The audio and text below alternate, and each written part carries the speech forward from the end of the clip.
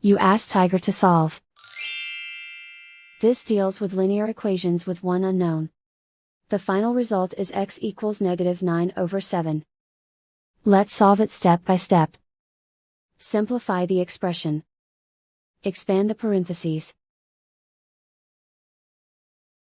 Multiply the coefficients. Simplify the arithmetic.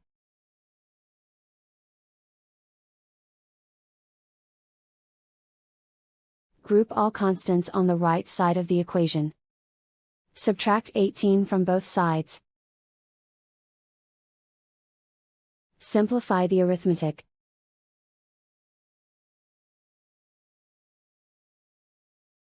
Isolate the x.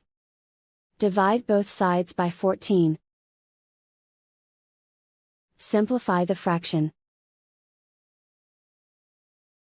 Find the greatest common factor of the numerator and denominator.